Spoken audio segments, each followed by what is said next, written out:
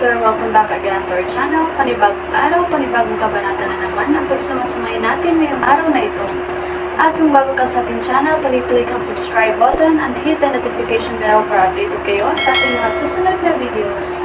So mga Master, bago natin simulan ang ating kabanata ngayong araw na ito, huwag po sana natin skip yung ads mga Master, no, dahil malaking bagay na po yan sa ating munting channel. So simulan na natin kabanata ngayong araw na ito. Let's go! Kabanata 5981-6000 Kabanata 5981. Sa wakas ay bumalik na ako, Mount Marquee Alice. Tumayo si James bago ang Mount number 3, tinitingnan ang tahanan na naiwan niya. Sa sandaling iyon, maraming pamilyar na mga numero ang biglang lumitaw sa bulwagan. Sa wakas ay bumalik ka na, pangkalahatan. Mahusay. Narinig kong nakulong ka, Master. Ayos ka ba? Mukhang lumakas ka. Nasa ika-6 na pagdurusa ng Years 1 Zeong Rango. Ginawa ba nila ang mga bagay para sa iyo?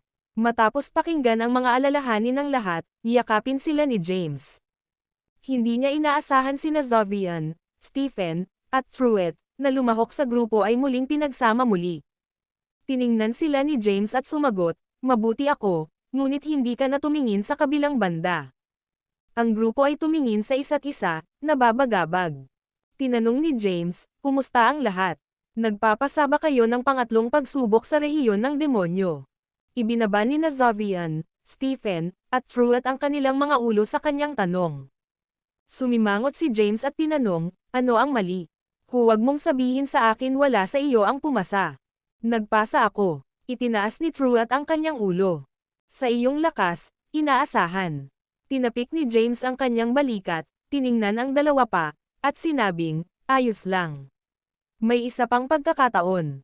Biglang itinaas ni Stephen ang kanyang ulo at sinabing may mga mata ng luha, kami ay lumipas, ngunit. Bigla siyang tumahimik, pagkatapos ay hinaplos ang kanyang ngipin. Inilibot niya ang kanyang mga kamao, at ang galit ay sumabog sa kanyang mukha. Nang makita ang hindi normal na pag-uugali ni Stephen, tiningnan ni James si Zevin at sinabing, sabihin mo sa akin. Nag-snarled si Zovian, ang rehiyon ng demonyo ay hindi ang inaasahan namin.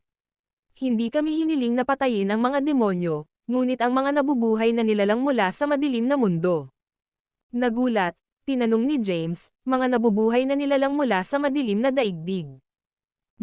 Sagot ni Zovian, bahagyang nabulok. Karamihan sa kanila ay mga tao sa ranggo ng Years 1 o ranggo ng Years 1 Zeong. Sinubukan nila ang kanilang makakaya upang pigilan, ngunit sumuko sila at pinaslang. Habang nagsasalita, si Stephen ay may luha na dumadaloy sa kanyang mukha, nasaksihan ko ito ng aking sariling mga mata. Ang libo-libong mga tao ay pinaslang ng isang alagad ng sekta ng Taimos na nasa ika-5 pagdurusa ng Years 1 Zeong. Kahit na mahina ang mga tao, matapang silang lumaban. Ito ay trahedya. Alam ng mga tao na sila ay hindi na outmatched ngunit hindi bumalik. Sinubukan kong tulungan ngunit hindi ma-overpower ang taong pumatay sa kanila. Kung hindi dumating sina Truett at Stephen, mamatay ako. Halos may larawan ni James ang insidente matapos pakinggan ang mga kwento ni Zovian at Stephen. Ang hindi mabilang na mga tao ay pumatay sa isa't isa sa pag-atake ng lalaki. Ito ay maaaring maging isang nakakatakot na labanan. Tulad ng mga alagad ng sekta ng Timaeus, ang mga buhay na Dark World ay nabubuhay din, subalit pinatay sila ng walang awa na tulad ng mga hayop. Tiningnan ni Zovian si Truett at nagbuntong hininga, si Truett ay hindi mula sa madilim na mundo, ngunit kahit na hindi niya makaya upang patayin sila. Pinlano na niyang sumuko ngunit nakilala ang isang nakatatanda mula sa madilim na mundo. Gumamit ang nakatatandang isang madilim na inskripsyon upang matulungan siyang pumasa sa pagsubok. Tumingin si James kay Truett, tumango, at sinabing, salamat. Bumantong hininga si Truett na may matinding galit tungkol sa sitwasyon. Pagkatapos, sinabi niya, ang sekta ng Timaeus ay ang matuwid na alyansa, ngunit ginagawa nila ang kanilang mga alagad na sumasailalim sa mga nasabing pagsubok. Sila ay mga literal na demonyo. Matapos magsalita, sinabi ni Truett, plano kong iwanan ang sekta ng Timaeus, James. Bumalik tayo sa Skynet kasama ang Saintes. Ang sekta na ito ay puno ng mga mapagkunwari at hindi sulit na manatili. Panipi. Tinapik ni James ang kanyang balikat at sinabing, dahil sa tingin mo sa ganoong paraan, maaari ba akong humiling sa iyo ng isang pabor? Ang video na ito ay edited by Urban Storytelling. Kabanata 5982. Truett ay tumingin kay James at sinabi ng mahigpit, panganib ko rin ang aking buhay para sa iyo. Ano ang kailangan mo akong gawin? Itinaas ni James ang kanyang kamay at lumikha ng isang tunog na hindi tinatagusan ng tunog sa paligid ng pangkat. Pagkatapos, tinawag niya ang mapa ng Grimlore. Tiningnan ni Truett ang mapa ng Grimlore sa pagkabigla at sinabi, paano ito sa iyong pag-aari? Ito ang isa sa pinakamahalagang kayamanan ng Skynet. Ibinigay ito ng iyong ama sa akin, sagot ni James, pagkatapos ay itinuro ang pagkonekta ng lugar ng Skynet District at ang Dark Genesis World. Kinokontrol ng Skynet ang isang malawak na distrito. Sigurado ako na mayroon kang isang paraan sa ating mundo, di ba? Kailangan kong ibalik ang aking mga kaibigan sa Dark Genesis World. Pinalaki ni na Truett, Stephen, at Quattro ang kanilang mga mata, nagulat sa kahilingan ni James. Nais mo bang bumalik kami sa Dark Genesis World? Bakit mo nais na bumalik kami, Master? Si Xavian, sa kabilang banda, ay tumingin kay James at sinabi, nakikita ko. Plano mong lumikha ng isang lihim na daanan sa Dark Genesis World na humahantong sa sinaunang mundo ng Genesis. Oo, tumanggo si James, pagkatapos ay ipinaliwanag ang kanyang plano. Ang Dark Genesis World at ang 3,000 mahusay na mundo ng Genesis ay dapat na isa. Gayunpaman, ang iba't ibang puwersa ng matuwid na alyansa ay nakulong sa kanila, na imposible para sa kanila na gumawa ng isang paglipat. Kung ang isang daanan na nakalink sa sinaunang mundo ng Genesis ay maaaring gawin, ang Dark Genesis World ay hindi na ihiwalay. Pagkatapos, maaari siyang mangolekta ng maraming mga mapagkukunan at maibigay ang mga ito sa mga may talento na magsasaka sa Dark Genesis World. Makakatulong ito sa kanila na mapabuti ng mabilis at madagdagan ang pangkalahatang lakas ng kanilang mundo. Matapos marinig ang plano ni James, nagpalitan ang grupo ng mga nakagulat na sulyap. Agad na sumang-ayon si Stephen, babalik ako, Master.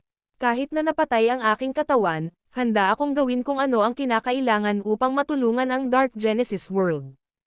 Tiningnan din ni Xavian si James at sinabi, ako rin. Bagaman ang ilan sa atin ay lumakas pagkatapos umalis sa Dark Genesis World, ang ating lakas lamang ay hindi sapat. Kailangan nating pagbutihin ang sitwasyon ng Dark Genesis at tulungan silang lumago. Sa pamamagitan lamang ng paggawa nito ay maituturing tayong malakas. Matapos sumang-ayon sa plano ni James, ang dalawa sa kanila ay bumaling sa Quattro. Malaki ang bulong ni Quattro, bakit mo ako tinitingnan? Kayong dalawa ay nagpahayag ng iyong pagpayag na bumalik. Kung hindi ko ito ginawa, mukhang kakilakilabot ako. Gayunpaman, mayroon akong isang katanungan. Babalik ba tayo? Panipi. Sinampal ni Stephen ang likuran ng ulo ni Quattro at sinabing, bobo ka ng pigi. Hinihiling sa amin ni Master na bumalik upang pumili ng ilang mga may talento na mga magsasaka. Siyempre, babalik tayo. Tumanggo si Quattro at sinabing, mabuti. Kung gayon, babalik din ako. Ngunit sa isang kondisyon, dapat akong maging isang commander ng hukbo na may hindi bababa sa ilang bilyong tropa. Hindi pinansin ni James ang kanyang kahilingan at lumingon kay Truett.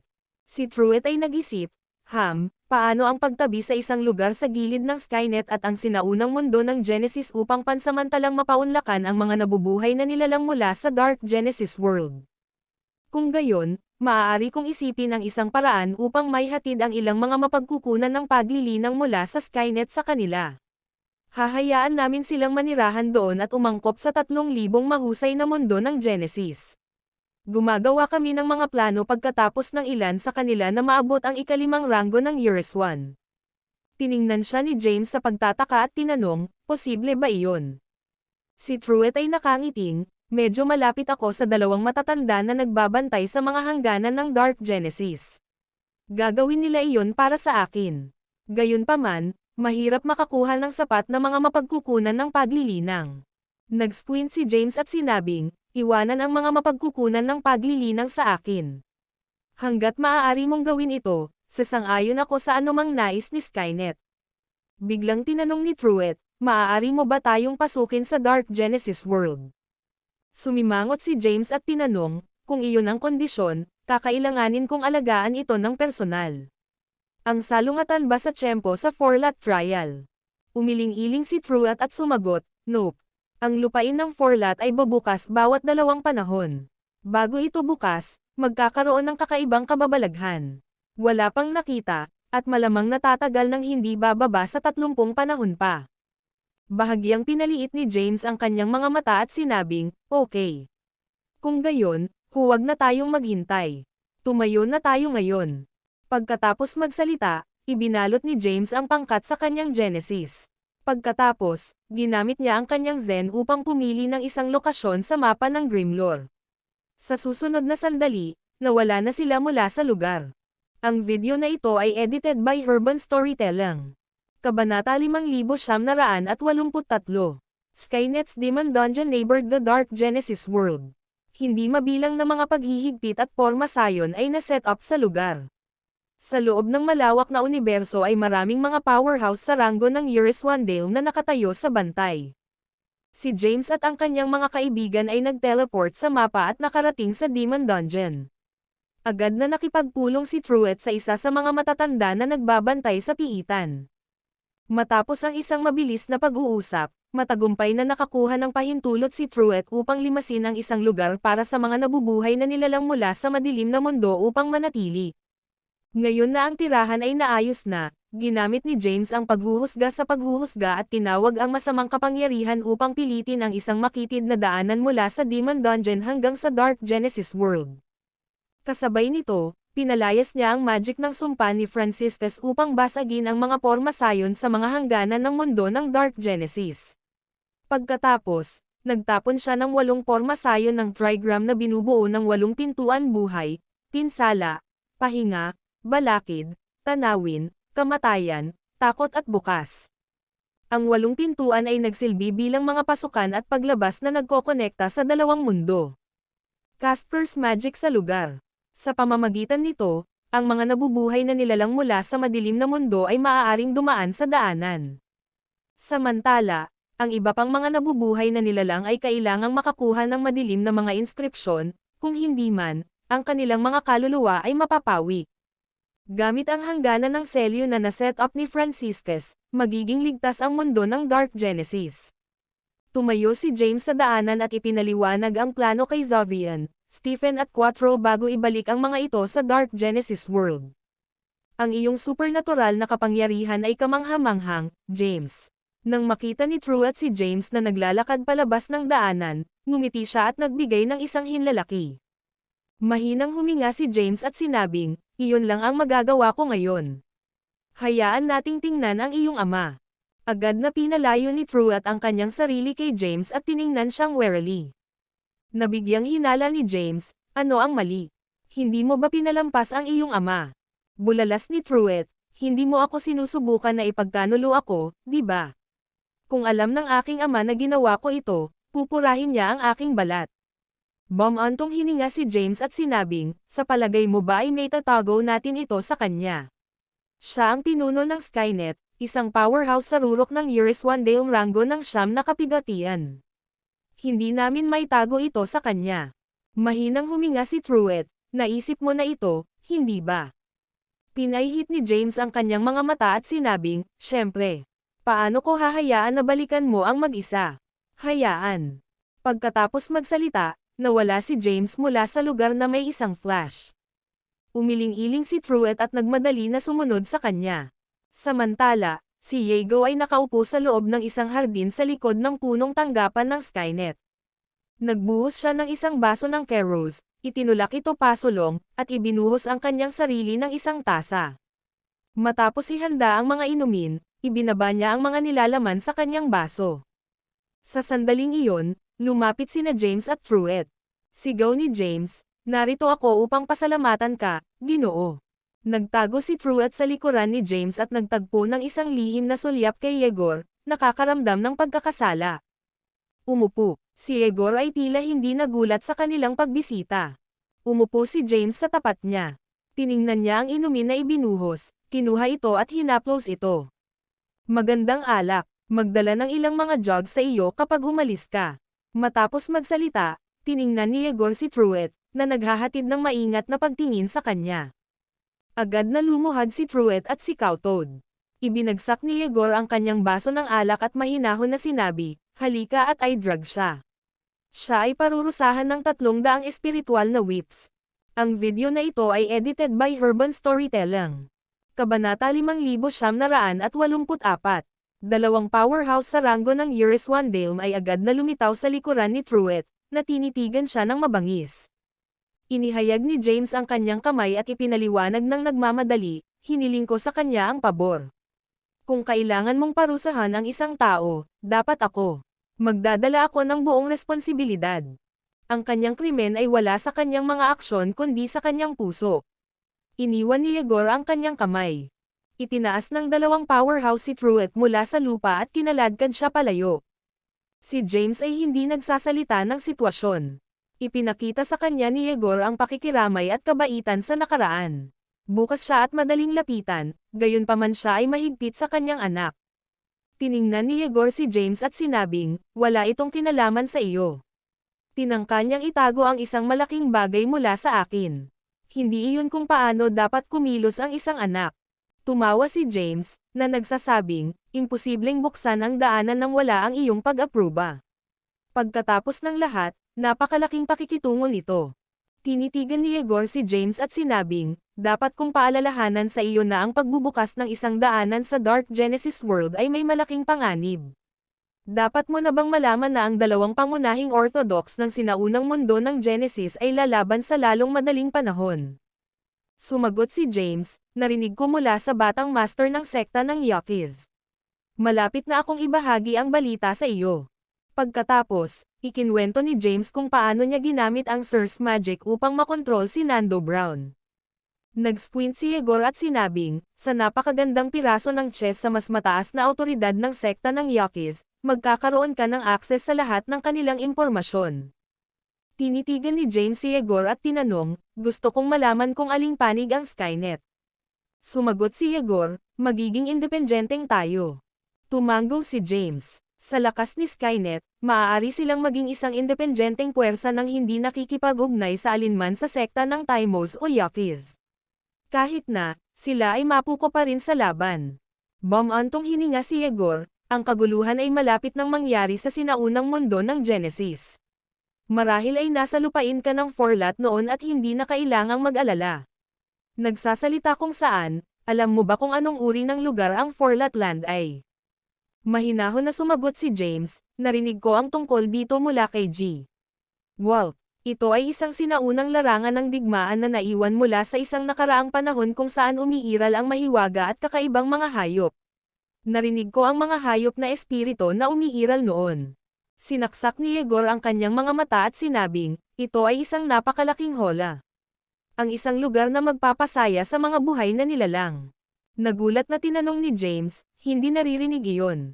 Tiningnan ni Yegor si James at sinabing, ang mga nabubuhay na nilalang ay sakam. Ang lupain ng Forlat ay nakakaintriga dahil sa kasakiman sa puso ng lahat. Kami ay sakam, kaya gusto namin ang buhay, pera, kapangyarihan, mas mataas na paglilinang at kayamanan. Ang lupain ng Forlat ay may kakayahang palakihin ang kasakiman. Maraming magagaling na buwan sa bawat palapag. Gayunpaman, puno ito ng mga panganib. Ang hindi mabilang na mga nabubuhay na nilalang ay lumahok sa lupain ng Forlat, ngunit maaari lamang nilang galugarin ang mga sahig sa ilalim ng ika-4. Wala sa mga napunta sa ika-4 na palapag sa nakaraan ay bumalik. Matapos marinig ito, mukhang nagulat si James at sinabing, talagang masama ba iyon? Si Yegor ay nagbulong, hindi lahat ay maaaring pumunta sa lupain ng Forlat. Dapat kang maging isang henyo na may mahusay na talento. Halimbawa, ang sekta ng Timaeus ay pumili ng 20 mga pinakadakilang alagad na lumahok sa Forlat trial. Naipasa mo lamang ang paunang antas, at hindi ito ginagarantiyahan na makakapasok ka sa lupain ng Forlat. Naririnig ito, tinanong ni James na may isang nagulat na hitsura, sa madaling salita, kailangan nating dumaan sa isa pang pagsubok matapos maabot ang hangganan ng lupain ng Forlat. Sinabi ni Yegor na nakangiting, hindi ito isang pagsubok. Ito ay isang 4-lot teleportation formation, na lilito sa bawat dalawang entrepop. Limitado lamang ito sa mga kalahok sa ilalim ng Eurus 1 Zale Rango ng 9th Tribulation. Ang mga mas mataas ay maaaring babaan ang kanilang paglilinang upang makilahok. Bumagsak si James at sinabing, maaari mong bawasan ang iyong rango ng paglilinang upang lumahok sa 4-lot teleportation formation. Bumantong hininga si Egor at sinabing, pareho ito sa Dark Genesis World. Hindi pa namin ito naiisip. Ang video na ito ay edited by Urban Storytelling. Kabanata 5985. James ay natahimik, sa wakas ay nauunawaan kung bakit ang mga nabubuhay na nilalang mula sa sekta ng Timaeus ay nais na pumili ng mga alagad sa ilalim ng ikapitong pagdurusa ng Eurus 1 Zale na lumahok sa 4-lot trial. Ang isa ay dapat magkaroon ng mahusay na talento upang maipasa ang tatlong mga pagsubok. Matapos maging kwalipikado, madaling maabot ng isang tao ang ikasyam na pagdurusa ng Eurus 1 Zale Rango bago ang 4-lot teleportation formation kung bibigyan ng sapat na mapagkukunan ng paglilinang. Ang sekta ng Timaeus ay lubos na interesado sa 4-lot trial at nagkaroon ng isang plano na may maayos na pag-iisip. Ngayon, makatuwiran kung bakit hindi nila pinarusahan si James kahit na matapos niyang ninakawan ang sekta ng Yakis at sa halip ay binigyan siya ng anumang hiniling niya. Habang iniisip niya ito, kinuha ni James ang mahiwagang mapa na nakuha niya mula kay Layla at sinabing, mangyaring tulungan akong tingnan ito, Ginoo. Hindi ko ito maintindihan. Tila hindi ito tungkol sa 3,000 mahusay na mundo ng Genesis o ang 3,000 micro-Genesis mundo.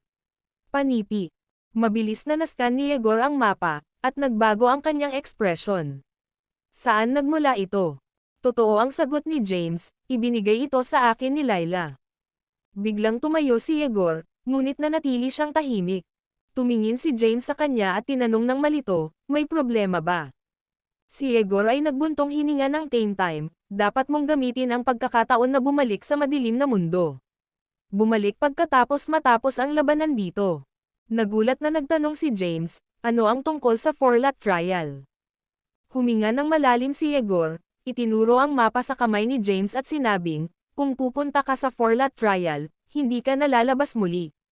Ito ay isang pagsasabuatan laban sa iyo. Tiningnan ni James ang mahiwagang mapa sa kanyang kamay sa pagkabigla at sinabing, ito ba ay isang mapa ng lupain ng 4-lot? Sumimangot si Egor at sinabing, oo.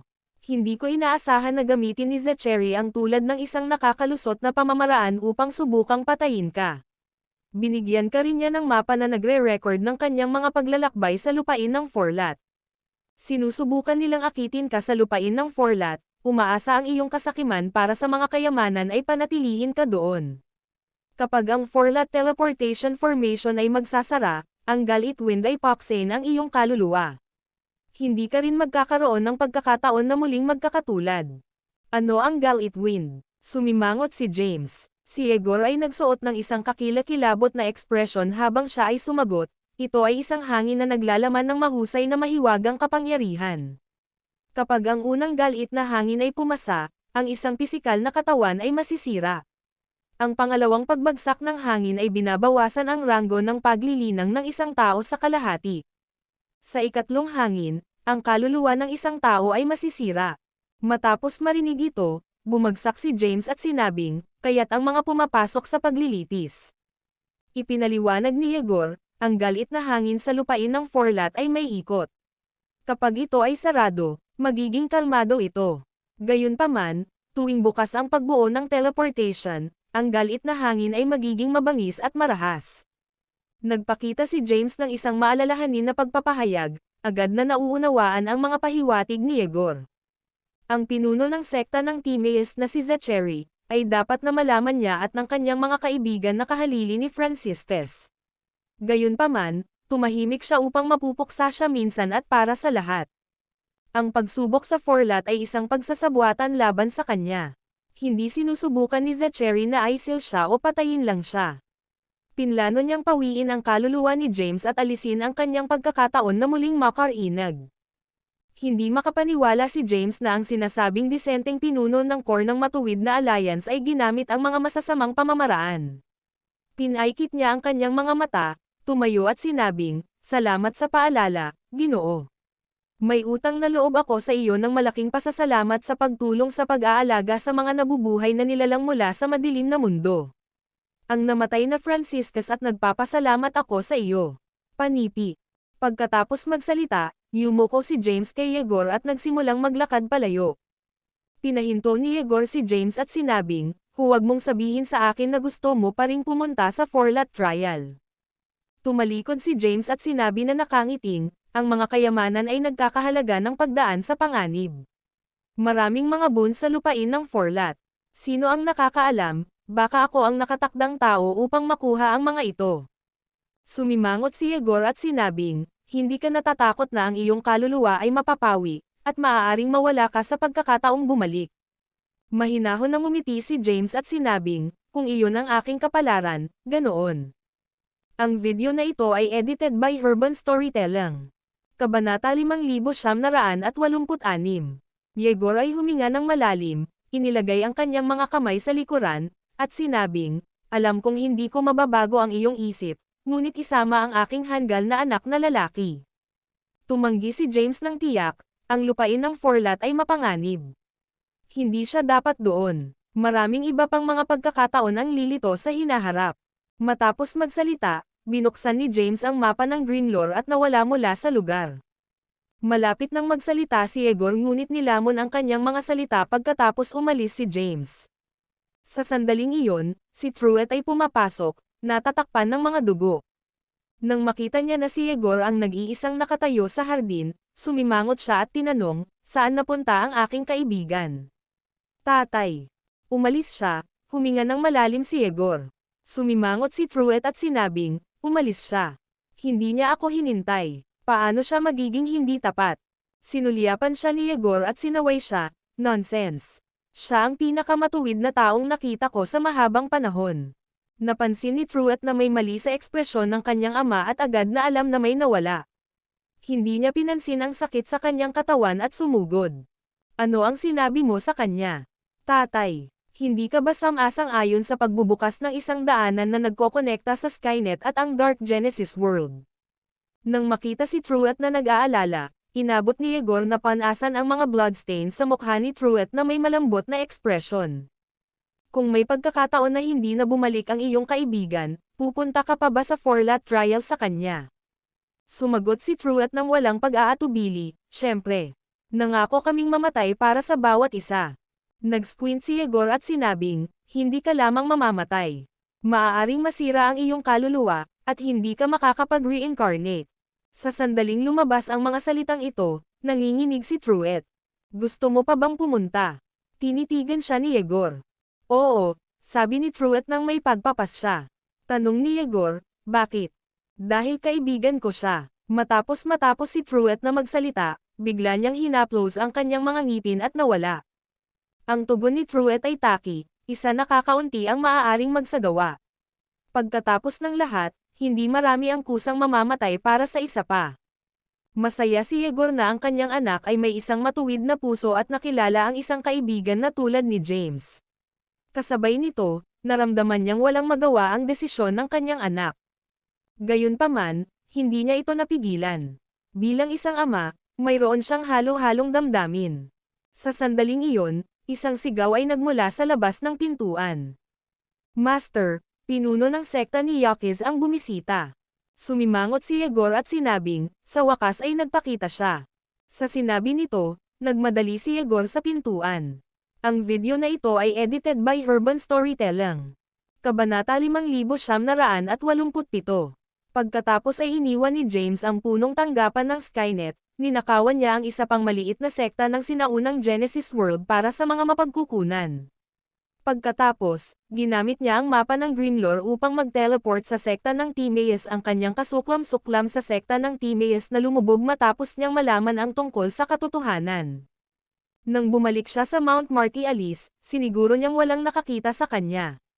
Pagkatapos, nagtayo siya ng isang pagbuo ng oras at sinimulan ang paglilinang ng kanyang gintong katawan. Sa patnubay ni Lizia, na-upgrade ni James ang kanyang gintong katawan sa ikalawang yugto. Noong nakaraan, kulang siya ng impormasyon tungkol sa Golden BOD, ngunit pagkatapos ipaliwanag ito ni Lizia, mayroon siyang mas malinaw na larawan. Ang kanyang gintong katawan ay mula sa Martial's combat form at nahahati sa 4 na yugto: Primeval Golden Body, Genesis Golden Body, Holy Golden Body at Ultimate Golden Body. Nakarating na si James sa ikalawang yugto, ang Genesis Golden Body. Maaari niyang mailabas ang malakas na pag-atake at panlaban na maihahambing sa mga powerhouse sa unang pagdurusa ng Years One Dale Rango. Sa sandaling iyon, lumitaw din ang Genesis Divine Light ni James. Bagaman mahina pa rin ito, mas malakas ito kaysa sa iba sa kanyang rango. Pagkatapos ng lahat, mayroon siyang pagpapahusay ng gintong katawan at ang Years One Genesis Bell. Sa kanila, nadama niya ang bahagyang mas tiwala sa lupain ng Forlat, na puno ng mga panganib. Di nagtagal, isang kakaibang kababalaghan ang lumitaw sa kalangitan at binuksan ang Forlat Teleportation Formation. Ang mga alagad ng sekta ng Timaeus na napili upang lumahok sa paglilitis na natipon sa labas ng pasukan ng pangunahing bulwagan. Ang taong namumuno sa paglilitis ay isang makapangyarihang tao na may mahabang buhok. Nakasuot siya ng isang kulay abo na balabal at isang maskara na sumasakop sa kanyang mukha. Ang kanyang aura ay malakas at mapang-api. Tiningnan niya ang mga kalahok na parang sila ay isang pulutong ng mga ants. Kahit na ang isang powerhouse tulad ni Layla, na sumama sa kanya, ay tumayo sa likuran niya ng waster. Tiningnan siya ni James, pagkatapos ay hinayla ang isang random na tao sa tabi niya na mas malapit at tinanong, ito ba ang pinuno ng sekta? Tumalikod ang lalaki, maliwanag na naiinis sa sitwasyon. Nang magalit na lang siya, nilamon niya ang kanyang mga salita matapos makita ito ay si James. Mabilis siyang gumawa ng distansya sa pagitan nila na parang isang virus si James. Ang mga browser ni James ay lumabo. Sa sandaling iyon, ang boses ng isang babae ay lumubog. Hindi siya ang pinuno ng sekta. Siya ang aming dakilang tagapagtanggol. Tumalikod si James, nagulat na si Thea ay dumating upang lumahok sa Forlat trial. Nahaharap sa nagulat na ekspresyon ni James, inilagay ni Thea ang kanyang mga kamay sa likuran niya. Pagkatapos, tiningnan niya si James at kumurap sa kanya ng playfully. Ang mga browser ni James ay pinagsama, at tinanong niya, ano ang ginagawa mo dito? Ikaw ang sect ng sekta. Panipi, ipinagmamalaki ng sinabi ni Thea, ang paglilitis sa Forlat ay inihanda para sa akin. Siyempre, kailangan kong narito. Naguguluhan, naisip ni James sa kanyang sarili, handa para sa kanya. Ang sekta ng Timaeus ay hindi lamang nais na sirain ang aking kaluluwa at pigilan ako mula sa muling pagkakatawang tao, ngunit nais din nilang alisin din si Thea. Kung gayon, bakit nila maaabala ang pagbabalik sa kanya mula sa lupain ng Forlat at gawin siyang kanilang santo? Mas nagulat pa si James nang makita niya ang isa pang pamilyar na figure na papalapit sa kanya.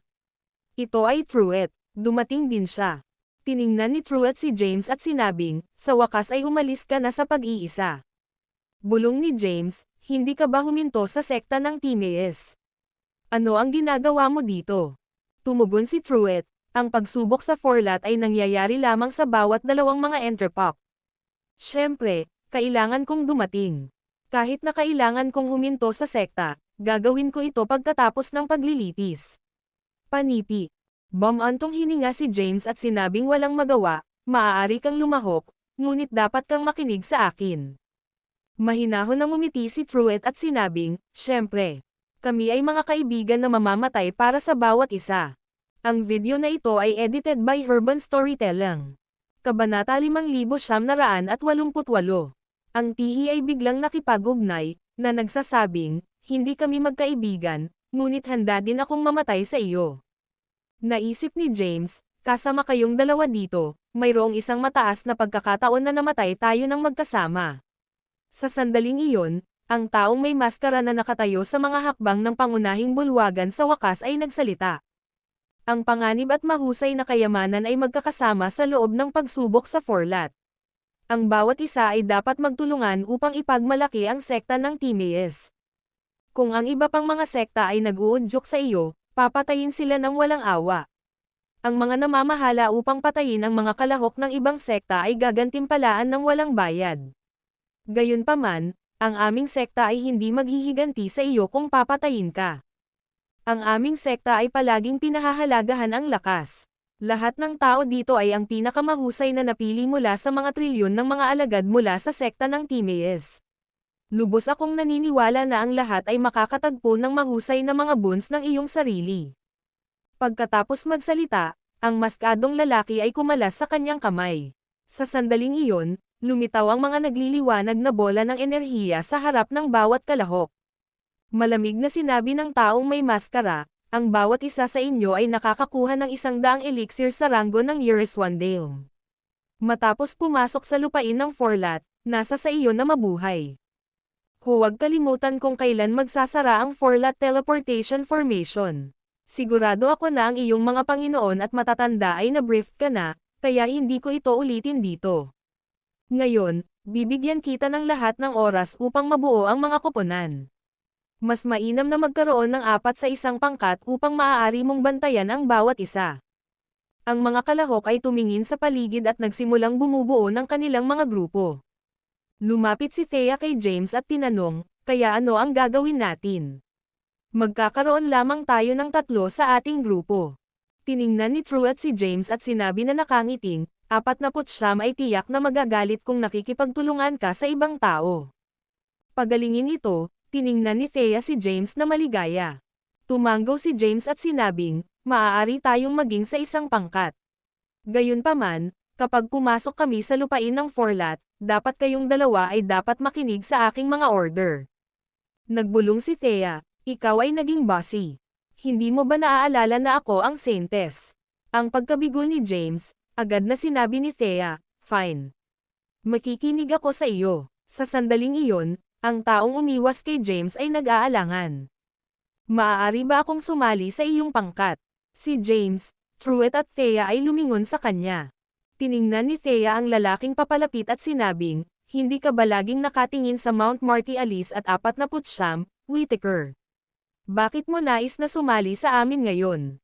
Nahihiya ni Whittaker ang kanyang ilong, pagkatapos ay sumagot, binago ko ang aking isipan matapos na makita siyang lumaban sa master ng Mount Elixir sa Beauregard. Sa sinabi nito, yumuko si Whittaker kay James at sinabing, pasensya na, 49.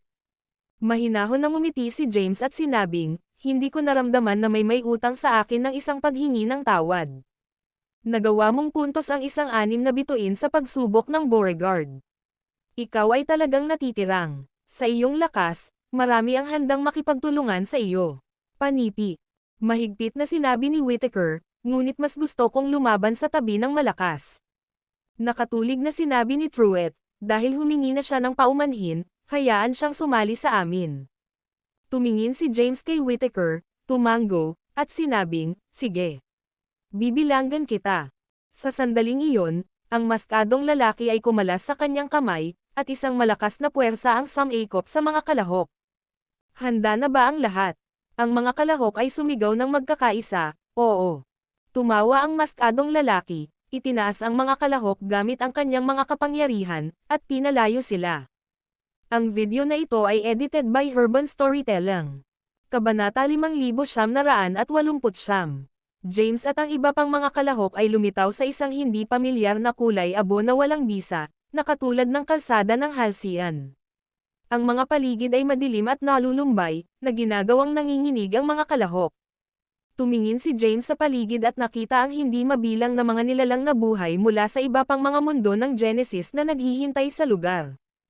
Hindi tulad ng mga ito, si James at ang iba pa mula sa sekta ng Timaeus ay tumayo sa pinakamataas na lugar at nagkaroon ng pagtingin sa ibon sa buong lugar. Nagbulong si Truett, hindi ba nila sinabi na mayroong isang pagbuo ng teleportation? Bakit malabo ang lugar? Sumagot si Thea, bakit ka napapanahon?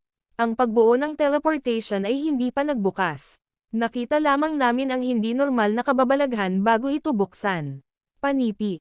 Itinuro ni Whittaker at sinabing, tingnan ang sinag ng ilaw na iyon. Itinaas ni James at ang iba pa ang kanilang mga ulo at nakita ang isang biglaang flash ng ilaw sa unahan nila. Dahan-daang lumaki ito at naging isang napakalaking kosmiko na kumpol ng kosmiko. Ang isang buhay na nasa harap ay nagsabi, ang Forlat Teleportation Formation ay sa wakas ay naaktibo. Ang napakalaking kosmiko na kumpol ng kosmiko ay lumawak ngunit biglang pinasabog ng isang marahas na hangin.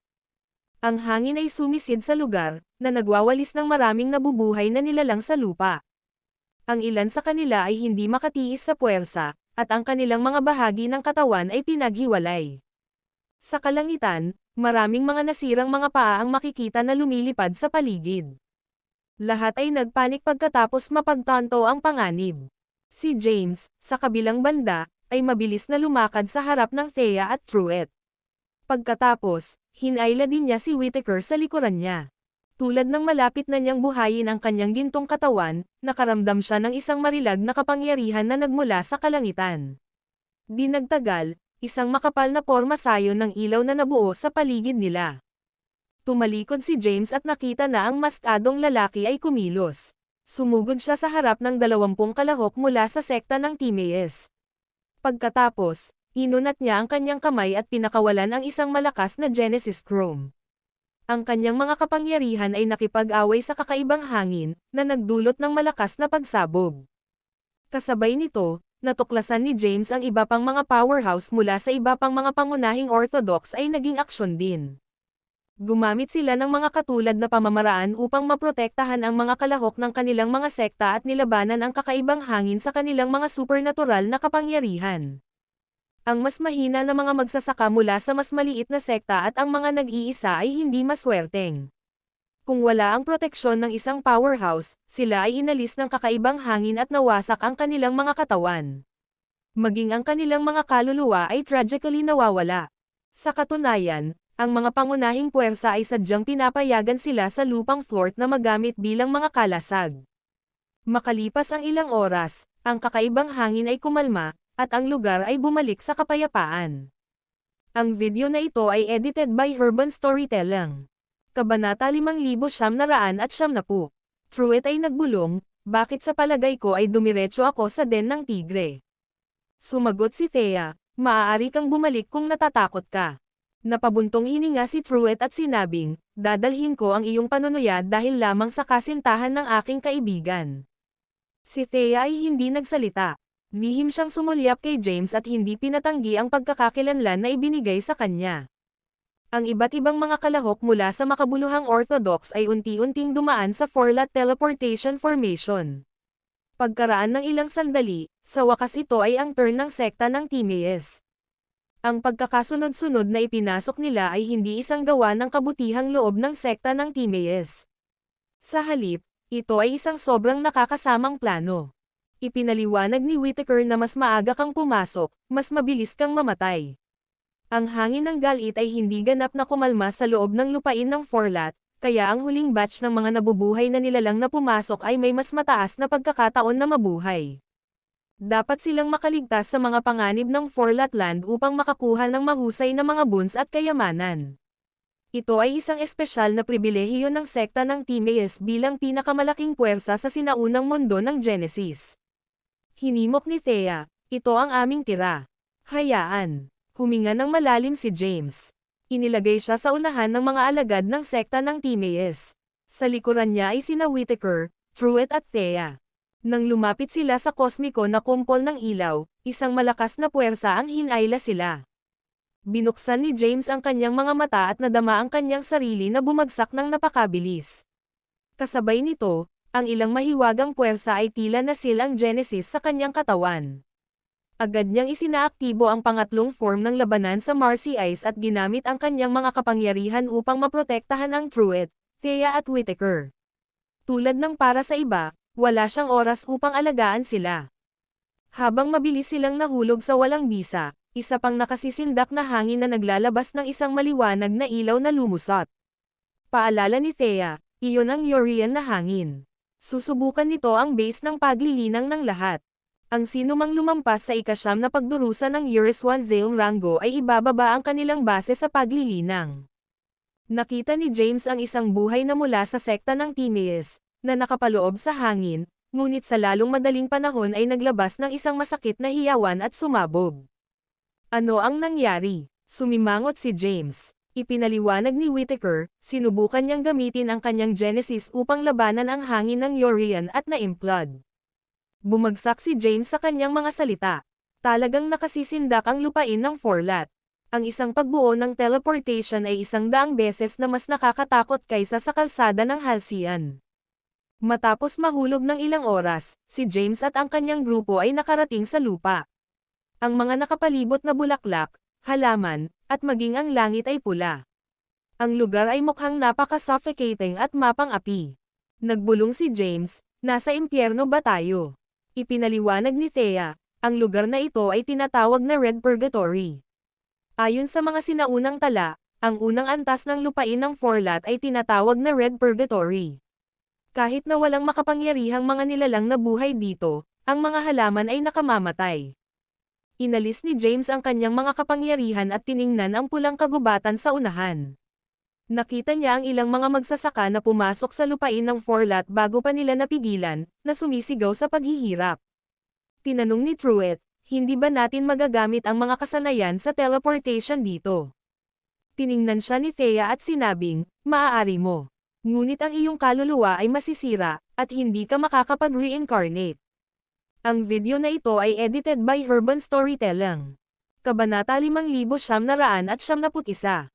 James hindi pinansin ang kanilang pagbickering at lumakad ng maaga. Sa sandaling iyon, ang isang babae na nakagambala sa mga ubas ay sumigaw, "Ay save mo kami.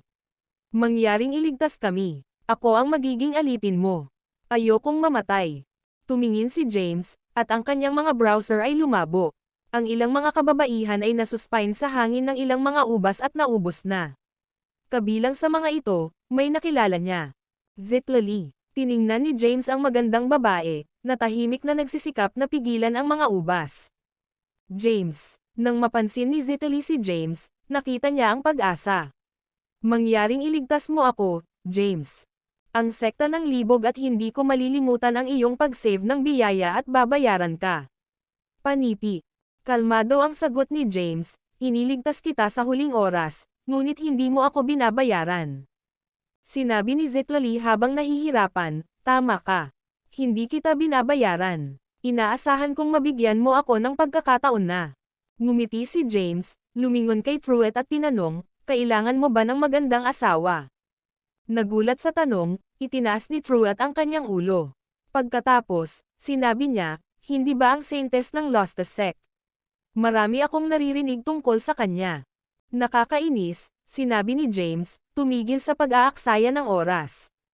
Kung nais mo siya, ang iyong pagkakataon na maging kanyang kabalyero sa nagniningning na sandata.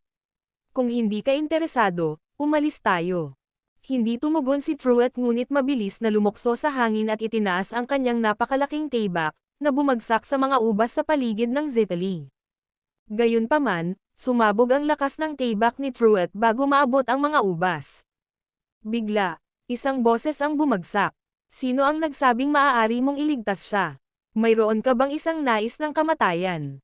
Lumingon ang grupo ni James at nakita ang 12 ng mga magsasaka sa mga itim na damit na naglalakad papunta sa kanila. Sa pangunguna ay isang bata, matikas na taon na may makapal na kilay. Nag-hover si Truett sa hangin at tinanong ng malamig, ikaw ba ang hamarang sa aking lakas ng taybak? Ang lalaki ay sumagot ng walang pasubali, oo. Sinusubukan mo bang maglaro ng isang bayani sa aking babae? Dapat mong mamatay ng napakasama. Lumapag si Truett sa lupa, may hawak na isang higanteng taybak, at tiningnan ang binata.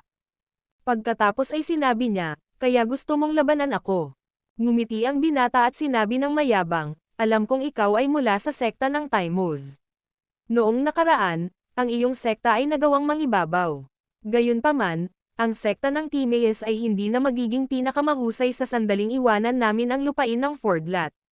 Kayo ay magiging walang anuman kundi mga ants. Agad na humakbang si Thea at sinabing, medyo mayabang ka, hindi ba? Saang sekta ka nagmula? Panipi. Sa sandaling ang binata ay nakatingin sa Thea, ang kanyang mga mata ay naiilawan. Tiningnan niya ang kanyang pagnanasa, hinawakan ang kanyang baba at sinabi na nakangiting, hindi ko inaasahan na ang sekta ng Timaeus ay magkaroon ng isang kagandahan. Paano ang tungkol sa pagsunod sa akin, maganda? Ginagarantiyahan ko na hindi ka masaktan sa lupain ng Forlat at makakakuha ng maraming kayamanan. Sumimangot si Thea sa kanyang mga nakagagambalang mga puna. Inihayag niya ang kanyang payat na kamay, at isang Snow White Lotus na nakabalot sa malakas na puwersa na darted sa kanya. Ang Genesis Lotus. Tumawa ang binata at sinabing, kaya't ikaw ang saintess ng sekta ng Timaeus. Ngayon ang aking maswerteng araw. Pagkatapos magsalita, inabot niya upang kunin ang Genesis Lotus. Gayunpaman, bigla itong bumagal. Agad na inikat ni Truett ang kanyang higanteng taybak, na pinakawalan ang isang enerhiya ng taybak. Bigla, isang pigtom figure ang lumitaw sa likuran ng binata at hinarang ang enerhiya ng taybak. Nagulat, kinuha ni Truett ang 2 hakbang pabalik.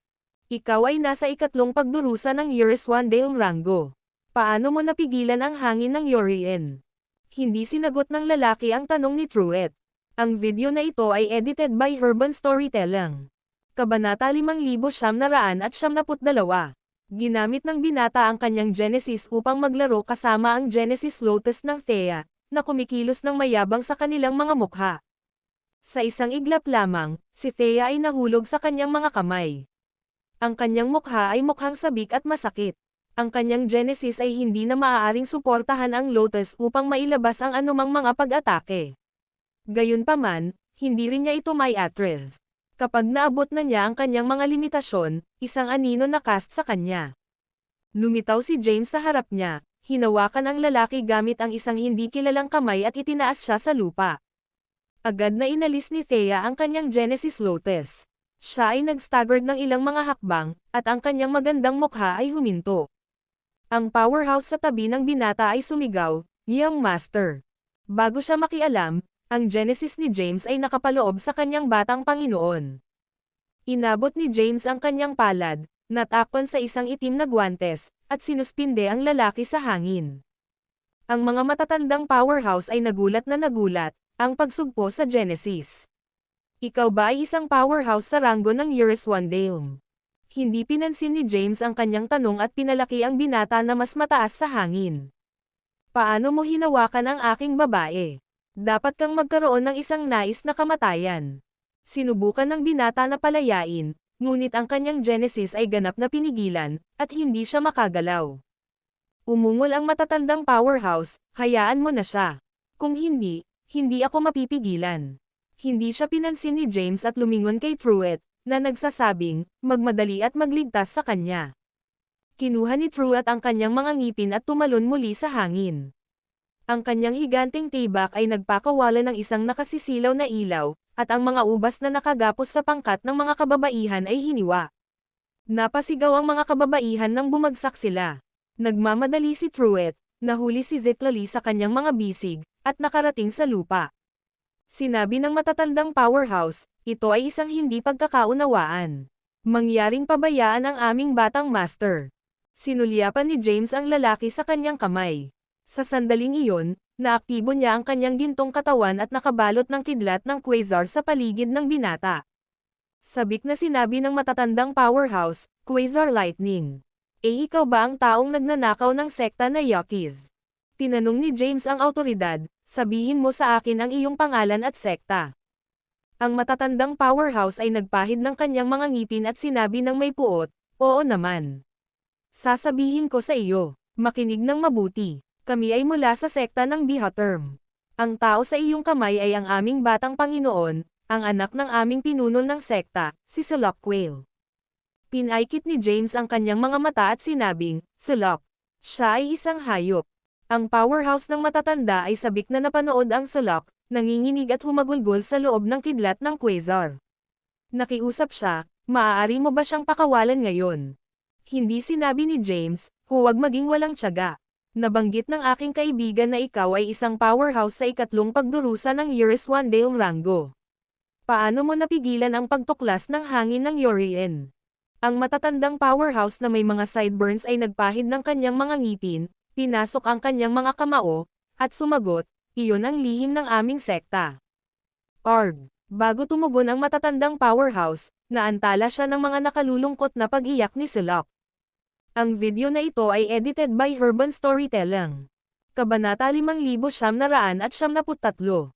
Ang mga matatandang powerhouse ay kumalas sa kanyang kamay at sinabi na sabik na, hindi siya pinahirapan ng Didon, mangyaring. Sinasabi ko sa iyo, Walang sino man mula sa sekta ng Timaeus na may iwan.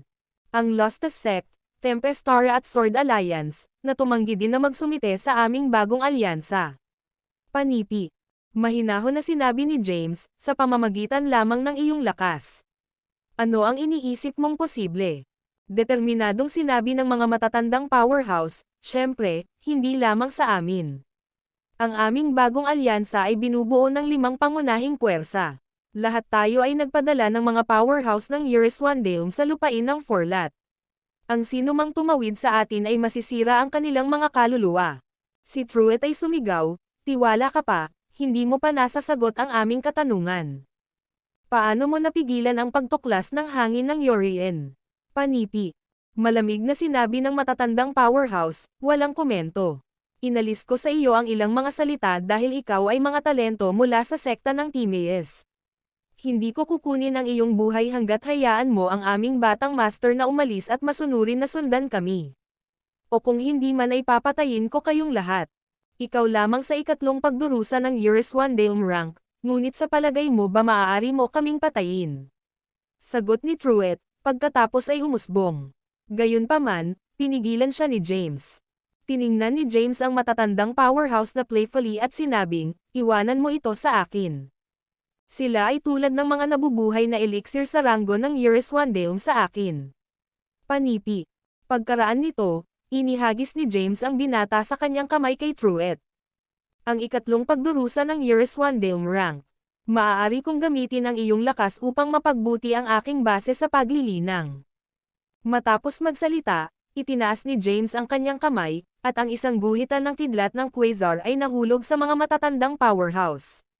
Sinamahan ng malakas na bang, ang matatandang powerhouse ay agad na natrap ng quasar kidlat at nagsimulang manginig.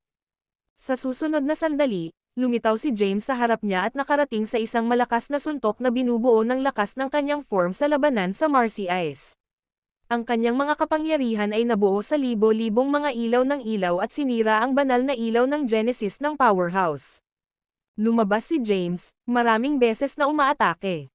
Sa kabuuan, nakarating siya ng halos 1,000 mga suntok sa mga matatandang powerhouse. Ang matatandang powerhouse ay nababagabag.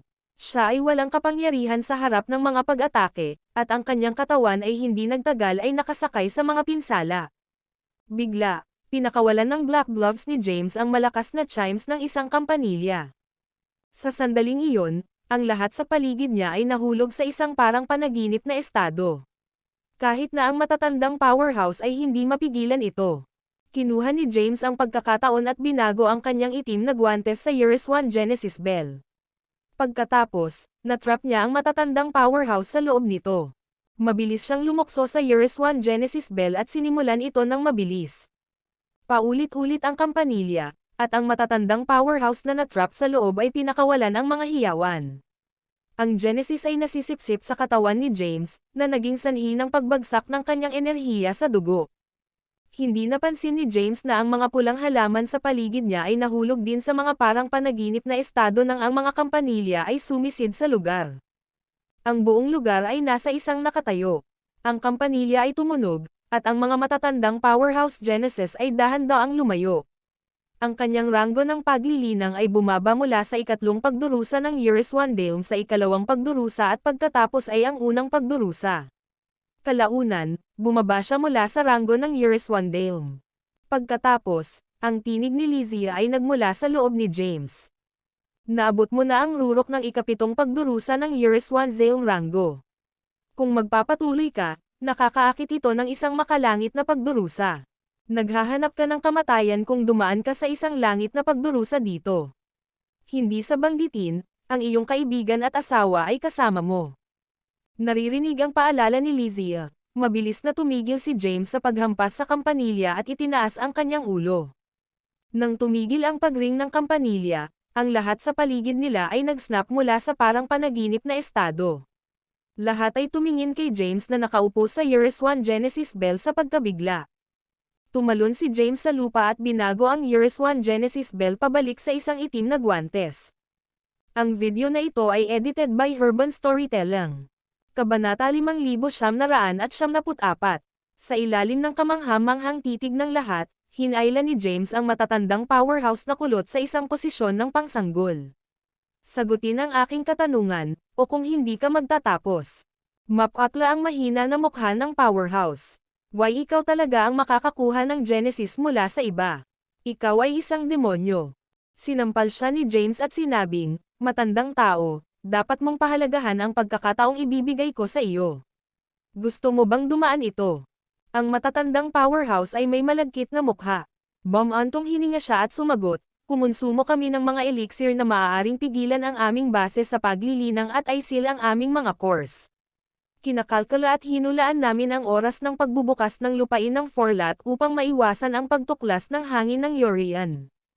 Lumingon si James kay Truett at tinanong, pareho ba ito sa iyong sitwasyon? Naglakad si Truett, tiningnan ang matatandang powerhouse at sinabing, kung kumain ka ng isang elixir upang sugpuin ang iyong ranggo ng paglilinang at pangunahing, aabutin ang tungkol sa isang entrepop para mabawi ang iyong lakas. Sinimulan mo ba ang pagpaplano para dito ng maaga? Umiling-iling ang matatandang powerhouse at sinabing, nakakuha kami ng isang arte ng arcane na nagpapahintulot sa amin na manipulahin ang oras ng selyo ng aming mga cores. Nagulat si Truett. Alam niya kung ano ang ibig sabihin nito para sa isa na magagawang baguhin ang pagbubuklad ng isang core sa isang tao. Maging ang sekta ng Timaeus ay hindi pinagkadalubhasaan ang ganoong kasanayan. Para sa sekta ng Bihaterm na nakuha ang gayong kasanayan na nangangahulugang isang tao na pambihira ay wala doon. Ilan pang mga powerhouse tulad mo ay nasa lupain ng Forlat? Tanong ni James. Ang matatandang lalaki ay nagbuntong hininga ng marahan at sinabing, hindi ko alam, ngunit dapat ay kakaunti. Lumingon si James kay Zitlali at tinanong, nahulog ka ba sa bitag, o hinabol mo ito? Bumantong hininga si Zitlali at sinabing, kami ay hinabol. Ang aming grupo ang unang pumasok sa lupain ng Forlat. Natagpuan namin ang malakas na hangin ng galit, at marami sa mga kalahok ng sekta ng libog. Sumimangot si James at tinanong, ang sekta ng Yaquis. Sino ang nangunguna sa koponan? Sumagot si Zitlali, ang batang panginoon ng sekta ng Yaquis na si Nando Brown. Nararamdaman ko ang pangkat na sumusunod sa kanya ay nasa ranggo ng Eurus Wandale. Hindi ko inaasahan na naglaro sila ng isang maruming trick. Pinakawalan ni James ang kanyang zen at hinanap ang inskripsyon ng sumpa. Natuklasan niya na si Nando ay nasa isang hindi pamilyar na lugar, na nakagambala sa isang magandang babae. Talagang basurahan siya, naisip ni James, pagkatapos ay isinaaktibo ang kanyang magic ng sumpa. Sa isang instant, hindi mabilang na mga inskripsyon ng sumpa ay lumitaw mula sa kanyang zen. Lumapit si Thea kay James at tinanong, ano ang dapat nating gawin sa mga taong ito, 49. Bago tumugon si James, si Truett ay gumanap. Ang kanyang higanteng taybak ay nagpakawala ng libo-libong enerhiya ng taybak at lumubog sa pangkat ng mga alagad mula sa sekta ng Bihaterm, na nakakulong sa kanila sa lugar. Si Truett ay isang powerhouse na nakarating sa ikalimang pagdurusa ng Eurus Wandale Rango. Kahit na pinigilan niya ang kanyang base sa paglilinang, napakalakas pa rin niya. Biglang sinabi ni Zitlali, dapat silang patayin, kung hindi man, ipapaalam nila sa kanilang sekta, at hahabol tayo muli. Ang video na ito ay edited by Herban Storytelling. Kabanata 5975. Sa unang antas ng lupain ng Fort, tinakpan ni Nando ang kanyang ulo at sumisigaw sa sakit sa isang partikular na nagninangas na Red Mountain. Sa tabi niya ay isang magandang babae na may magulo na buhok. Siya ay ganap na hinubad na hubad, at ang kanyang mukha ay puno ng luha. Dali-dali niyang kinuha ang kanyang damit sa lupa, inilagay ito, at tumakbo sa bundok. Pagkatapos, isang dosenang nabubuhay na nilalang na may malakas na auras ay lumitaw sa paligid ng bundok. Sa sandaling nakarating sila, hinarang nila ang magandang babae. Gaano ka manggahas, saintess ng Javerai sect? Ang iyong ranggo ng paglilinang ay nasil, ngunit sinalakay mo pa rin ang aming batang master. Babayaran kita. Isang taong may edad na may suot na balabal na kabilang sa sekta ng Yaquis ay hinawakan ang babae sa leeg at kinaladkad siya sa likuran. Young master, ano ang mali? Isang binata ang nagmamadali kay Nando at kinuha siya. Itinulak siya ni Nando, pinadalhan siya ng paglipad. Tumayo ang lalaki at nakita na nakaupo na si Nando sa isang lotus na posisyon sa lupa. Ang kanyang mga mata ay sarado, ngunit ang kanyang mukha ay tensyon. Natigilan ang mga powerhouse ng sekta ng Yaquis. Nais nilang makialam ngunit hindi ma-master ang lakas ng loob. Makalipas ang ilang sandali, nakakarelax si Nando at binuksan ang kanyang mga mata. Young Master, ang taong kumatok ay lumapit sa pansamantala.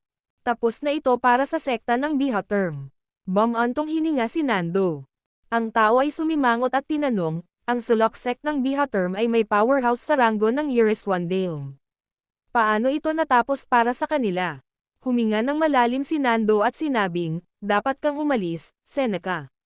Hindi madaling maabot ang ranggo ng Iriswandaelm. Alam ko ang iyong katapatan sa amin. Nagulat na sinabi ni Seneca, pumayag kaming makuha ang saintes ng sekta ng Timaeus. Paano ko ipapaliwanag sa pinuno ng sekta kung umuwi tayo ng walang kamay? Panipi. Naisip ni Nando sa kanyang sarili, kunan ang saintes ng sect ng Timaeus. Kasama ni James dito, kahit na ang isang powerhouse sa ikasyam na pagdurusa ng Iriswandaelm ranggo ay hindi maaaring makatulong, hayaan ang isang tao sa ikalimang pagdurusa ng Iriswandaelm. Magpatuloy tayo ayon sa plano. Binuksan ni Nando ang kanyang mga mata, na puno ng kawalan ng pag-asa. Siya ang dignified na batang master ng sekta ng Yaquis, gayunpaman siya ay naging alipin sa ibang tao dahil sa isang sumpa. Bagaman ayaw, wala siyang kinuha upang labanan. Naalala ni James ang kanyang zen at tiningnan ang mga nakulong na alagad mula sa sekta ng Bihaterm. Kolektahin ang lahat ng kanilang mahahalagang bagay at pumatay sa sinumang sumusubok na labanan. Inilabas ni James ang kanyang paghuhusga at pinatay ang matatandang powerhouse na bumagsak sa ranggo ng Iriswandaelm. Sigaw ni Sulok sa kakilakilabot, ako ang batang master ng sekta ng Bihaterm. Ang aking ama ay isang powerhouse sa rurok ng ikasyam na pagdurusa ng Iriswandaelm ranggo.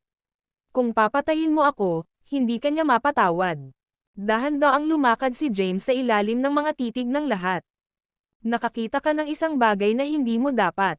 Ang mga patay lamang ang maaaring mapanatili ang mga lihim, lalo na ang mga walang pagkakataon na muling makarinag. Matapos magsalita, sinampal ni James ang leeg ni Sulok. Si Sulok ay pinugutan ng ulo, at ang kanyang walang buhay na katawan ay nahulog sa lupa. Ang iba pang mga alagad mula sa sekta ng Bihaterm, na kung saan si Truett ay nangongolekta ng mahahalagang pag-aari, napanood sa kakilakilabot. Hindi nila inaasahan ang grupo mula sa sekta ng Timaeus na maging walang awa at matapang na patayin ang kanilang batang master. Si Zitlali at ang iba pang mga kababaihan ay napanood din sa lubos na pagkabigla. Ang video na ito ay edited by Urban Storytelling. Kabanata 5,996. Zitlali ay may kamalayan sa lakas ni James. Gayunpaman, hindi niya inaasahan na siya ay maging walang awa matapos na linangin siya ng ilang taon. Matapos patayin ang dalawang mahahalagang tao, lumingon si James kay Zitlali at ang iba pa na may paghuhusga sa paghatol. Ang mga kababaihan ay nanginginig sa takot matapos matugunan ang kanyang tingin. Ang kanilang mga mukha ay hamina, at mabilis silang pinisil. Pinigilan ni Zitlali ang takot sa kanyang puso at lumuhad sa isang tuhod, na nagsasabing, handa kaming magsumite sa iyo.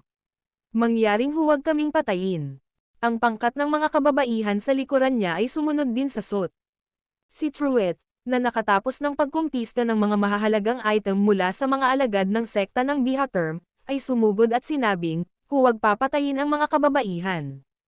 49. Ito ay, handa ka bang maging asawa ng aking kaibigan? Tinitigan ni James si Zitlali. Nagulat si Zitlali sa kanyang mga salita. Tumingin din si Truett kay Zitlali na kinakabahan.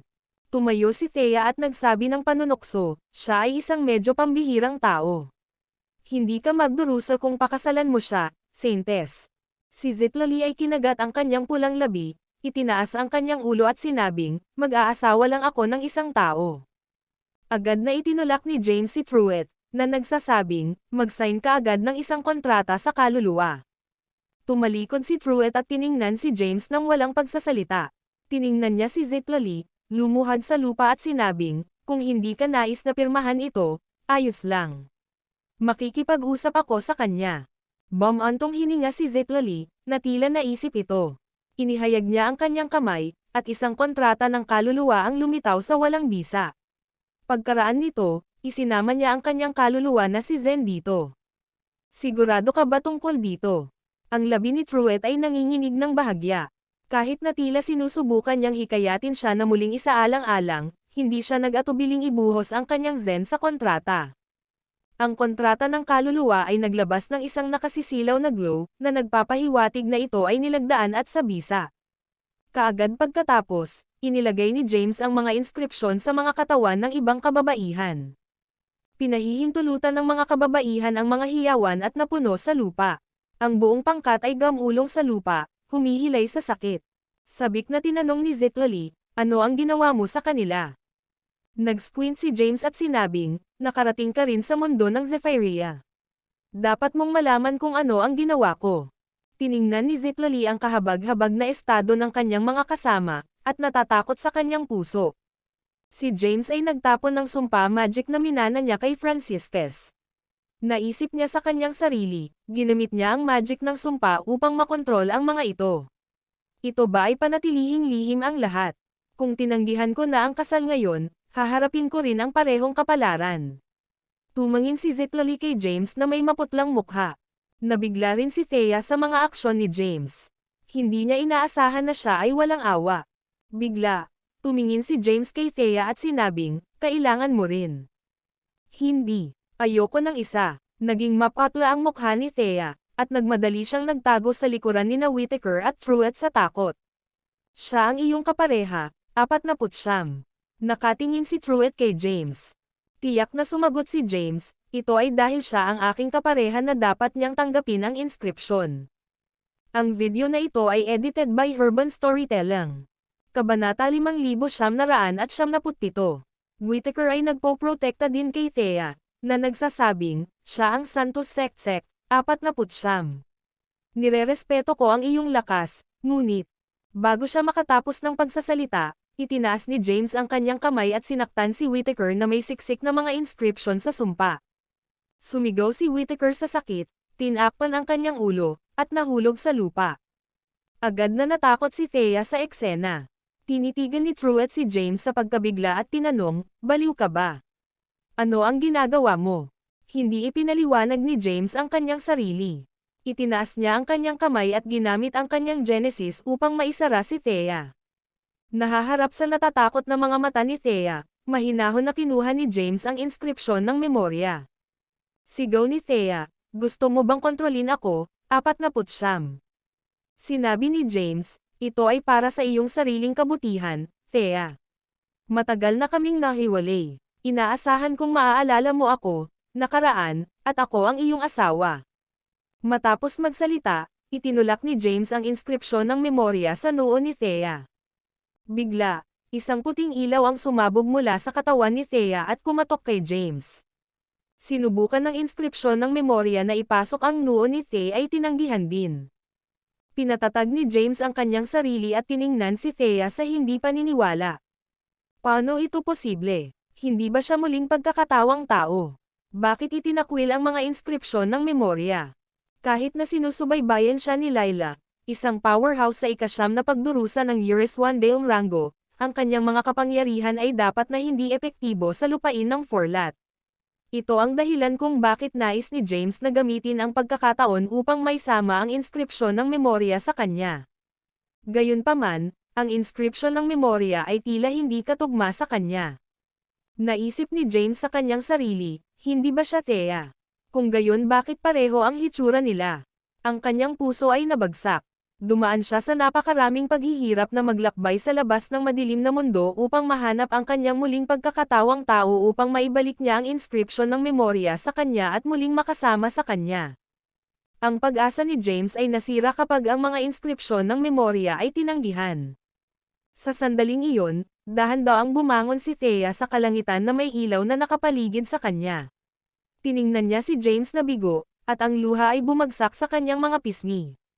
Hindi niya inaasahan ang taong nagustuhan niya ng labis na sinakripisyo niya ang kanyang pamagat na napagkamalan siya. Tinanong niya kung ang mga boons sa lupain ng Fordlat ay talagang mahalaga sa kanya na itinapon niya ang lahat ng kanyang damdamin. Sa una, medyo hindi siya komportable kay Truett na tumatawag sa kanyang kapareha sa James. Gayunpaman, unti-unting tinanggap niya ito. Hindi niya inaasahan ang mga bagay na magtatapos sa ganitong paraan. Nabigo si Thea kay James. Pinabayaan niya ang kanyang damdamin at makatuwiran para lamang sa ilang mga buwan sa loob ng lupain ng Forlat. Lumipad siya sa kalangitan at sumigaw ng luha, "Ikaw ay isang malupit na tao, 49. Dapat ay bulag ako. Mula ngayon, ikaw at wala akong kinalaman sa bawat isa. Magpanggap na hindi kami nakilala." Panipi. Pagkaraan nito, nawala si Thea mula sa kalangitan. Sigaw ni James, "Thea." Gayunpaman, ang kanyang mga tawag sa kanya ay walang kabuluhan. Sa sandaling iyon, ang buong lugar ay tumahimik. Lahat, kasama sina Truett at Whittaker, ay tumingin kay James ng warily. Ang video na ito ay edited by Urban Storytelling. Kabanata 5,978. Sa sandaling iyon, si James ay tulad ng isang nakakapinsalang demonyo na maaaring ubusin ang mga ito sa anumang oras. Arg! Biglang umungol si James, pagkatapos ay mabilis na bumagsak sa kanyang paghuhusga sa scythe. Hindi mabilang na madilim na energies ng Taybak ang kumalat, sinira ang mga nakapalibot na halaman sa kalahati. Lahat ng nakipag-ugnay sa energies ng Taybak ay nagsimulang malunod ng mabilis. Ang mga alagad ng sekta ng Bihaterm, na ninakawan, ay walang oras upang makatakas at napukaw. Isa-isa, sumuko sila sa energies ng Taybak, at ang kanilang mga kaluluwa ay namatay. Mabilis na protektado ni Truett ang Zitlali at iba pang mga kababaihan mula sa sekta ng Lostes, mabilis na inilipat ang mga ito sa kaligtasan. Nang makita si James na inilabas ang kanyang galit sa mga puno at halaman, sumugod si Truett. Hinawakan ni Truett si James at sumigaw, 49. Magkasama ito, sumuko ka sa iyong panloob na demonyo. Gayunpaman, nawalan na si James ng makatuwiran at hindi mapigilan. Paulit-ulit niyang pinatay ang paghuhusga sa scythe at pinakawalan ang lakas ng Taybak. Ang energies ng Taybak na tinusok sa pamamagitan ng walang bisa, na nagiging sanhi ng buhangin at graba upang punan ang hangin. Ang mga nakapalibot na puno ay hindi naligtas at hiniwa sa kalahati. Kaagad pagkatapos, nalalante sila. Samantala, si Lysia, na nasa loob ng gintong katawan ni James, ay biglang nagbukas ng kanyang mga mata. Nakatitig siya sa Black Lotus na lumitaw at pinalaki sa harap niya. Agad na nagbago ang ekspresyon niya, at nagbulong siya, "Ang madilim na lotus.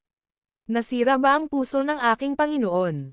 Ang Dark Lotus ay biglang sinisingil sa kanya ng kakilakilabot at masamang kapangyarihan. Mapahamak ito, sinumpa ni Lysia, at mabilis na dodged ang pag-atake. Ang Dark Lotus, gayunpaman, ay nagbago ng pag-atake sa tilapon at hinabol sa kanya. Inunat ni Lysia ang kanyang mga braso, at isang gintong ilaw na agad na nakabalot sa kanyang katawan. Sa oras na ito, hindi iniwasan ni Lysia ang Dark Lotus. Sa halip, matapang siyang sinisingil at itinapon ang libo-libong mga suntok. Ang Dark Lotus ay sumabog gamit ang isang itim na glow at nagsimulang mabilis na gumagala. Mapahamak ito. Bakit ka ipinanganak? Narito ka ba upang maging sanhi ng isang sakuna? Sinumpa ni Lysia. Pagkatapos ay hinawakan ang madilim na lotus. Pinindot niya ito sa lupa at marahas itong hinaplos. Pagkatapos, inikat niya ang kanyang mga kamao at nagtapon ng ilang mga sipa. At quo, ay at #30, I'm sorry. At quo, ang madilim na lotus ay biglang nagpakawala ng isang masakit na sigaw. Humakbang si Lysia sa madilim na lotus at sinaway, "Hindi ka pinapayagan na lumabas, o tatalunan kita buong araw at gabi." Ang Dark Lotus ay naglabas ng isang madilim na glow, at sumang-ayon kaagad. Pagkaraan nito, hinawakan ni Lysia ang Dark Lotus at ginamit ito bilang kanyang unan. Naupo siya dito sa isang posisyon ng lotus at nakatuon muli sa paglilinang muli. Unti-unti, ang Dark Lotus ay lumabo matapos na ma-overpowered ng gintong ilaw ng Lysia sa loob ng ilang oras. Si James, na kumikilos na mabaliw, ay huminahon din. Sigaw ni Truett, "Ano ang mali sa iyo? Sinusubukan mo rin akong patayin." Sinaksak ni James ito at nakita si Truett na nakatayo sa harap niya gamit ang kanyang mga kamay na mahigpit na kumapit sa paghuhusga. Sumimangot siya at tinanong, "Nasira ba ang isip ko ngayon?" Sabik na sumagot si Truett, "Oo. Sinubukan mo ring kontrolin ang santo na may sumpa ng magic. Kumikilos ka na mabaliw." Ipinaliwanag ni James ng walang tigil, hindi ko sinusubukan na kontrolin siya. Nais kong isama ang isang inskripsyon sa memorya sa kanya. Ito ay makakatulong sa kanya na alalahanin ang kanyang nakaraang buhay, at ako ang kanyang asawa. Ang video na ito ay edited by Urban Storytelling. Kabanata 5,979. Truett ay nanlaki sa pagkabigla, at pinakawalan niya si James. Kinuha muli ni James ang inskripsyon ng memorya ni Thea at sinabing, maging isang magandang hitsura. Ito ay isang inskripsyon ng memorya, di ba? Panipi. Napansin ni Truett ng ilang sandali at agad na natanto. Sumagot siya, bakit hindi mo ito ipinaliwanag ng maayos?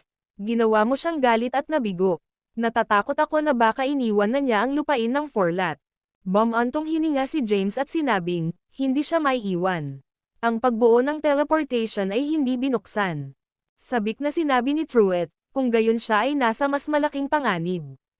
Ang isang babaeng katulad niya ay kailangang harapin ang mga alagad ng iba pang sekta at ang mga halaman ng lupain ng Forlat. Mas mahalaga, hindi natin alam kung gaano karaming mga powerhouse ng bagong alyansa ang nag-snuck dito. Kung makatagpo siya ng isang tao sa ranggo ng Urswandelm. Panipi. Bumantong hininga si James at sinabing, hindi maaaring marami sa kanila dito. Bukod, baka hindi siya ang taong hinahanap ko. Natigilan si Truett. Tinanong niya, how posible ba iyon? Kapag ipinakita mo sa akin ang larawan, nakilala ko siya ng isang sulyap. Hindi mo ba inaangkin na siya ay asawa mo? Panipi. Bumantong hininga si James at sinabi, nabigo, maraming tao ang mukhang katulad. Marahil ito ay nagkataon lamang. Kung hindi, ang inscription ng memorya ay isasama sa kanyang kaluluwa ng walang problema. Nag-isip sandali si Truett at tinanong, maaari bang marapel ang inscription ng memorya dahil ayaw niyang tanggapin ito? Umiling-iling si James at sinabing, imposible iyon. Bago tayo dumating sa lupain ng Forlat, hindi ko sinubukan na isama ito sa kanya dahil sinusubaybayan ni Layla ang kanyang kaluluwa. Kapag naibalik ko ang inscription ng memorya sa kanya, matututunan ni Layla ang tungkol sa lahat, na inilalagay siya sa malaking panganib. Gayunpaman, kakaiba ang kaso dito.